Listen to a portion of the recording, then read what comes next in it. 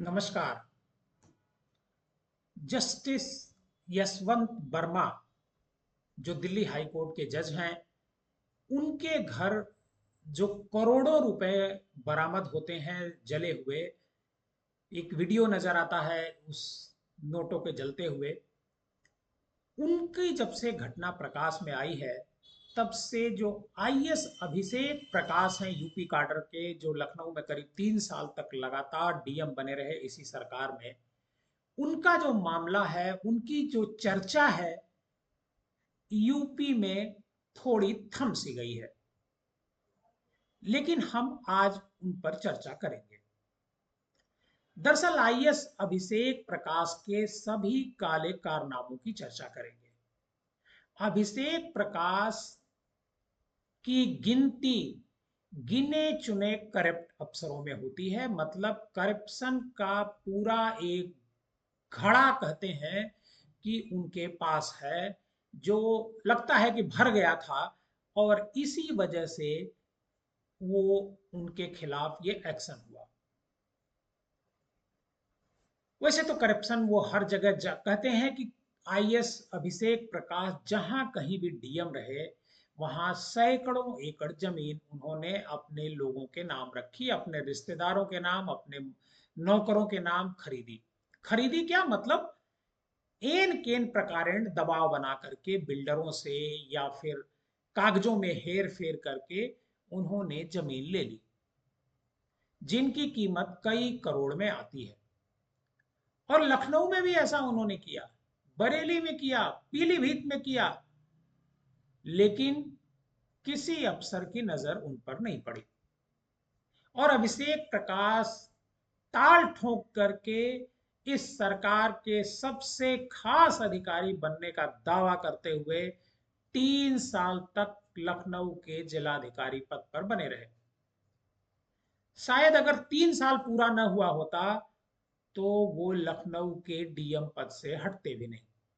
और लखनऊ के जब डीएम पद से हटे, तो उन्हें जो चार्ज दिया गया वो सबसे महत्वपूर्ण विभाग का दिया गया, इन्वेस्ट यूपी का सीईओ बना दिया गया। और वहीं पर वो फंस गए। दरअसल एक कंपनी है जो यहां पर सोलर सेल फैक्ट्री लगाना चाहती थी। वो यहां आवेदन करती है फैक्ट्री लगाने के लिए, और करीब 8,000 करोड़ का ये इन्वेस्टमेंट होता है। दरअसल गवर्नमेंट ने एक स्कीम चला रखी है कि जो कोई भी इन्वेस्ट करेगा उत्तर प्रदेश में, उसको बहुत सारी सुविधाएं तो मिलेंगी ही मिलेंगी, कैश इंसेंटिव मतलब कैश बैक भी मिलेगा। तो निकांत जैन नाम का एक व्यक्ति होता है, जो कहा जा रहा है कि अभिषेक प्रकाश का दलाल था, वही इसको डील कर रहा था। सोलर सेल फैक्ट्री जो है, एक विश्वजीत दत्ता नाम के व्यक्ति होते हैं, वो इसके लिए आवेदन करते हैं और 8,000 करोड़ रुपए निवेश करने की बात करते हैं। जो अभिषेक प्रकाश जी हैं, वो कहते हैं कि निकांत जैन से आप मिल लीजिए। निकांत जैन से वो व्यक्ति विश्वजीत दत्ता मिलते हैं, और वो सीधे तौर पर 5% कमीशन उनकी तरफ से डिमांड की जाती है, जो करीब 400 करोड़ रुपए बैठती है। फाइल चली, थोड़ा बहुत आगे बढ़ी, लेकिन निकांत जैन ने स्पष्ट तौर पर उनसे कहा, विश्वजीत दत्ता से, कि जब तक आप ये कमीशन नहीं दोगे, तब तक आपकी फाइल आगे नहीं बढ़ेगी। विश्वजीत दत्ता बातचीत करके उनको उलझाए रहते हैं और कहते हैं, मैं तो इन्वेस्ट भी कर रहा हूं, और मैं कमीशन किस बात के लिए दूं। लेकिन जो निकांत जैन है वो मानता नहीं है, वो विश्वजीत दत्ता पर लगातार दबाव बनाता है। और इसी बीच जो विश्वजीत दत्ता होते हैं, वो उन पर विश्वजीत दत्ता इस मामले की शिकायत करते हैं और इस बारे में एक पत्र लिखते हैं। और उसी के बाद जैसा आपने देखा कि जो अभिषेक प्रकाश हैं आईएएस, उनको सस्पेंड कर दिया जाता है, उनके खिलाफ विजिलेंस जांच बैठा दी जाती है। मतलब सारे जितने भी जांच होती है वो सब शुरू कर दी जाती है। लेकिन आपको हम बताएं कि ये जो अभिषेक प्रकाश हैं, इन्होंने लखनऊ के अलावा लखीमपुर और पीलीभीत का डीएम रहते हुए भी बहुत सारी जमीनें अपने अपने लोगों के नाम करवाई। और इस मामले में सांसद एक हैं वीरेंद्र सिंह, उन्होंने जांच के लिए डीओपीटी को लिखा था और डीओपीटी ने जांच के लिए नियुक्ति विभाग को पत्र भेजा और वह पत्र मुख्यमंत्री के सामने प्रस्तुत किया गया और मुख्यमंत्री ने उस पर जांच के आदेश भी दे दिए। लेकिन जो नियुक्ति विभाग है, उसके जो अफसर हैं, उन्होंने इस फाइल को दबा दिया। अभिषेक प्रकाश से मिलकर के इस फाइल को दबा दिया और आज तक वो जांच नहीं हो पाई। क्यों नहीं हो पाई? क्योंकि अभिषेक प्रकाश और जो नियुक्ति विभाग का जो अधिकारी था, जो आज की तारीख में एक जिले में डीएम है, वह दोनों मिले हुए थे। और कहा तो यह भी जाता है कि अभिषेक प्रकाश ने उस अधिकारी को इसके बदले जबरदस्त तरीके से ओबलाइज किया था और इसी वजह से मुख्यमंत्री के आदेश के बाद भी वो जांच की फाइल वहीं की वहीं पड़ी रह गई, वो एक कदम आगे नहीं बढ़ी। और अभिषेक प्रकाश पंचम तल से मिल करके वो लगातार अपने खिलाफ जो भी कंप्लेन होती थी उसको वो दबवा देते थे।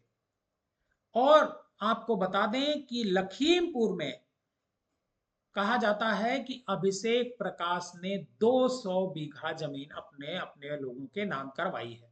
इसकी भी जांच होनी चाहिए।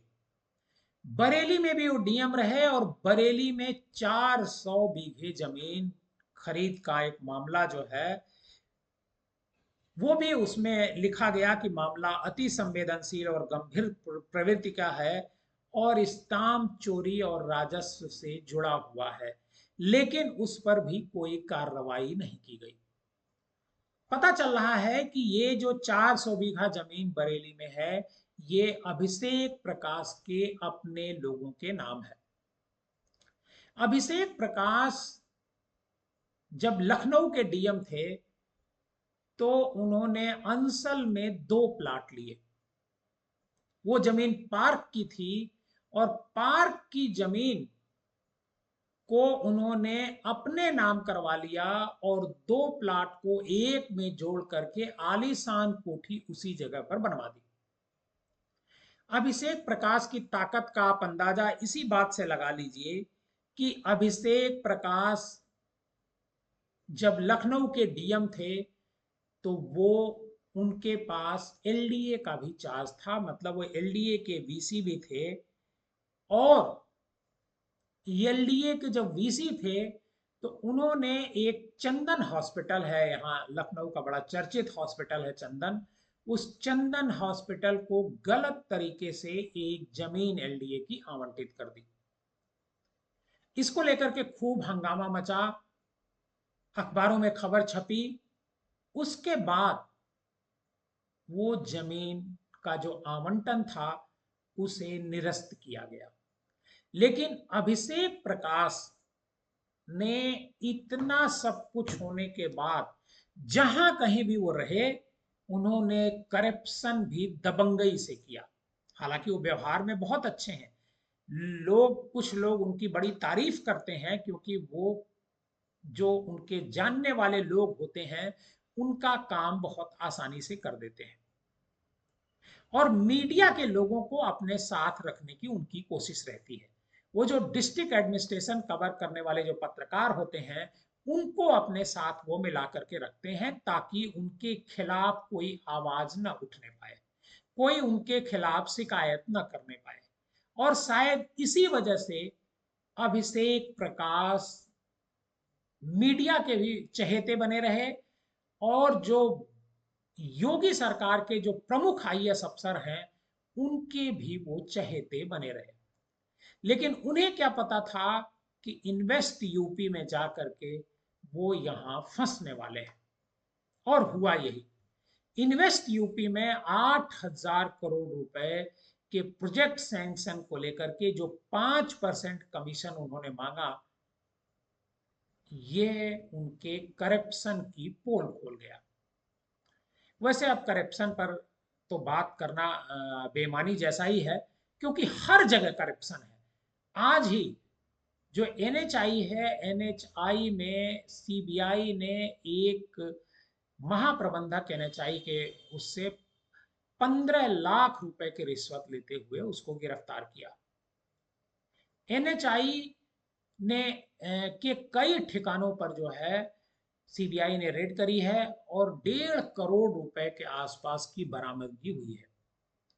आपने यशवंत वर्मा का किस्सा तो सुना ही होगा। यशवंत वर्मा किस तरीके से उनके घर में करोड़ों रुपए जलते हुए नजर आए। फायर ब्रिगेड ने पहले ये काम देखा, उसके बाद CJ Delhi high court DK Upadhyay ने देखा, और उसके बाद registrar supreme court of India ने देखा, और उसके बाद जो सीजेआई है उन्होंने देखा। और जब सीजेआई ने देखा, उसके बाद पूरे दुनिया के लोगों ने सोशल मीडिया पर ये वीडियो देखा कि किस तरीके से जस्टिस वर्मा के घर पर नोट जल रहे थे, जलते हुए नजर आए। तो करप्शन तो एक मुद्दा रहा ही नहीं, लेकिन आईएएस अभिषेक प्रकाश के बहाने उत्तर प्रदेश की जो ब्यूरोक्रेसी है उसके करप्शन की चर्चा हम कर रहे हैं। हम इसी तरह का एपिसोड आपके सामने लेकर के आएंगे, और जो उत्तर प्रदेश के जो करप्ट अफसर हैं उनके बारे में हम आपसे चर्चा करते रहेंगे। आप पब्लिक न्यूज टीवी पर बने रहिए और अपना ख्याल रखिए।